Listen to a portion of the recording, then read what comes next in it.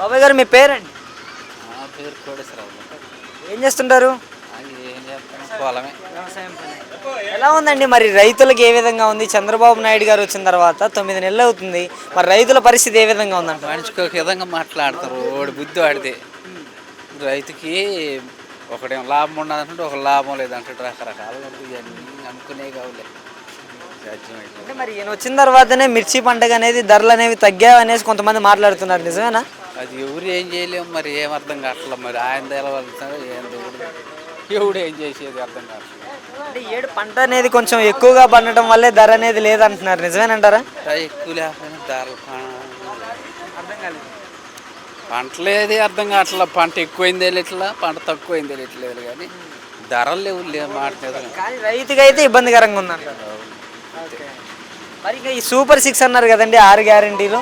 ఈ 6 గ్యారెంటీల సంగతి ఏంటంటారు? ఇంకా అవన్నీ మనం చెప్పుకునే కావు, మేము చెబితే ఏమైతేలే, కానీ అవన్నీ వాళ్ళు లేచి మామూలు అయ్యి ఎవడు ఏమయ్యేది కూడా మనకు తెలుసావు. అవి ఏం చేస్తారో ఎవరేం కాదు. రైతు భరోసా ఇప్పుడు జగన్మోహన్ రెడ్డి గారి టైంలోనేమో రైతు భరోసా 13,500 అంటే ఈయన వచ్చిన తర్వాత ఏకంగా 20,000 అన్నారు. దాని సంగతి ఏంటంటారు? 13,000 ఎంగానే రైతుకి ఎంత పొడిగి ఎంత ఎగబడిపోదు. ఈయన 27,000 ఎంత పొడిగి ఎంత ఎగబడిపోదు.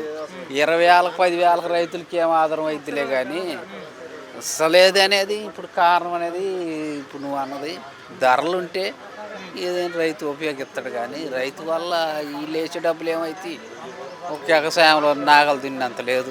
అంటే నిరుడు జగన్మోహన్ రెడ్డి టైంలో కాలం అనేది రాక పంట అనేది తక్కువగా పండటం వల్ల ధర ఎక్కువగా ఉంది, ఏడు పంట ఎక్కువగా పండటం వల్ల ధర అనేది తక్కువగా ఉంది అంటున్నారు కదా. లేదు పంట నీడు కూడా బాగానే పడింది, లేదు పంట తక్కువేం లేదు.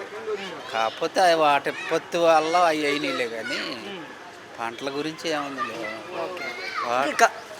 కాలం వచ్చి ఉత్పత్తి అయింది కాదు, ఇది కూడా అన్ని రకరకాలుగా కొట్టుకొని ఏ కావలేదు. కందుల పరిస్థితి ఏంటంటారు? మొక్కజొన్న కావచ్చు, పొగాకు కావచ్చు, తక్కువే పంట దిగుబడి, తక్కువే పంట. ధరలు ఏమాత్రం ఉన్నాయండి? మిర్చికి ఎంత ఉన్నాయి, పత్తికి ఎంత ఉన్నాయి, కందులు ఎంత ఉన్నాయి, మొక్కజొన్న పొగాకు సరిపోయినాయి. వాడికి చేసే పనులు ఆ పనులన్నీ బాగానే ఉన్నాయి అనుకుంటారు, కానీ ఈ పనులలో మటుకు దిగజారిపోయింది అనే వారం. ఇప్పుడు కొత్తగా వీళ్ళు రేపు ఉగాదికి ఉచిత బస్సు ప్రయాణం ప్రవేశపెడతామంటున్నారు. ఈ ఉచిత బస్సు ప్రయాణం ప్రవేశపెడితే ఉపయోగం ఉంటుందంటారా?